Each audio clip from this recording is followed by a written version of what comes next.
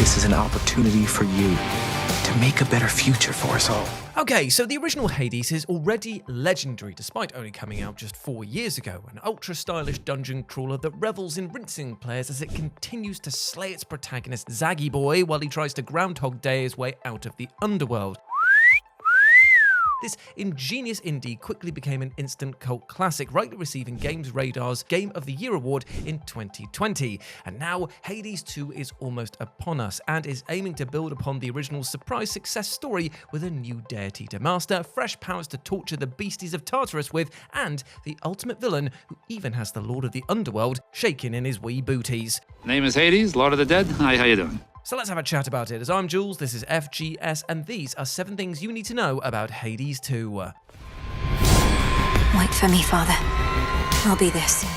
Number 7. A remarkable roguelike returns. Now, it's been a long old wait, but the follow-up to Supergiant's beloved isometric action game is almost here. The first sequel the studio has ever developed, Hades 2 doesn't have the luxury of sailing under the radar of expectations like its rather adored surprise smash hit predecessor. Doubling down on the super punishing combat of one of the best roguelites that's ever been made, Hades 2's combination of crushing skirmishes, time loop balance of punishment versus progression, and stylish visuals makes it easily one of the most exciting indie games of 2024. Now, if you're a total newcomer, then don't be alarmed, because the devs confirmed in their technical test gameplay stream that you don't need any knowledge of the first game, or even Greek myth for that matter, to enjoy this sequel. The armies of the underworld once again await, and we're itching to slice and dice them with a powerful new witch goddess, while also wondering just how in the actual hell Hades 2 is going to top one of the greatest hack-and-slash combat systems ever made.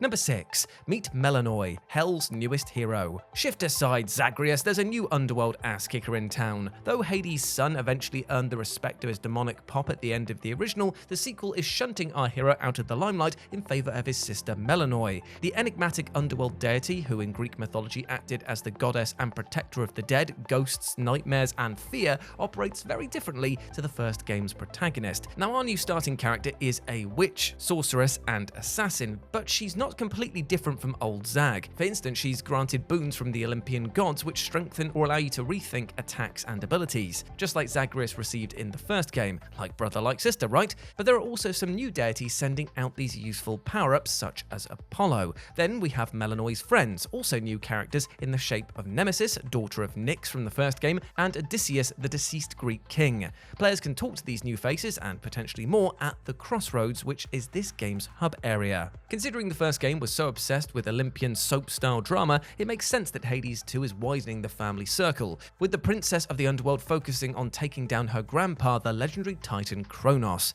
In her quest to finish off Hell's ultimate final boss, Melinoë has an arsenal of magic tricks, shadowy weapons, and killer skills to help take her ancestor out. Number 5. A new set of godly powers to master. Now, one of the main reasons that Hades captured the gaming zeitgeist unlike any other title in 2020 was thanks to a combat system that was as sharp as the fangs of Cerberus. Hades 2 has some mighty big boots to fill in matching the mythic skirmishes of Zagreus' adventure, but judging by the trailer's electrifying action, it looks like Melinoë's powers will put her little brother's monster mangling skills in the shade. Witchcraft is the name of the game for Hades 2's lead character, with deadly spells complementing our new hero's scythe-based attacks. As with the OG, Melinoë can inherit powers from other Greek gods, with the technical test showing off new abilities like Nova Strike, Blinding Sprint, and Clarifying Light. While close combat does play a role in Hades 2, it's fair to say that range is much more significant.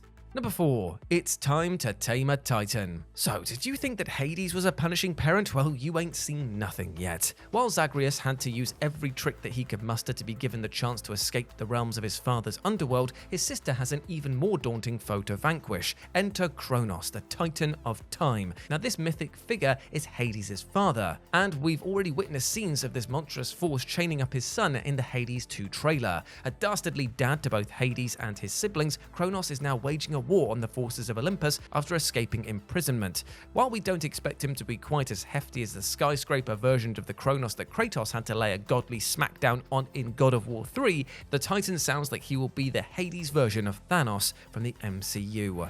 He is no mere Titan.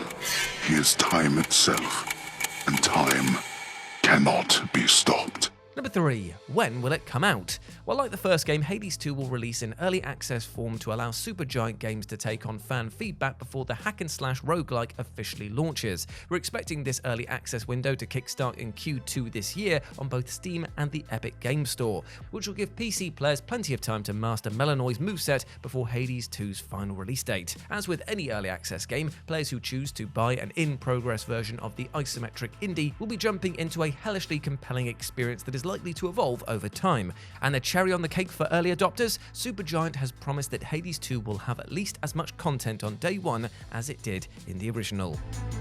Number 2. Can it keep making failure fun? Ever since From Software's legendary Dark Souls made ultra-tough combat cool back in 2011, repeated in-game death has stayed pretty much in vogue. Hades and open-world wonder Elden Ring took on that baton and kept on delighting players with hard yet fair fights, and now Hades 2 has to get that brutal balancing act just right once more. The first game nailed making the concept of getting your in-game ass kicked only to arrive back at the House of Hades with fresh weapons and new abilities dished out by Zagreus' Olympian allies. If Hades 2 manages to balance failure with a sense of constant hard-won progression, essentially being a roguelite instead of a roguelike, it should prove itself a worthy sequel, no matter how many times that you fall as Melinoë.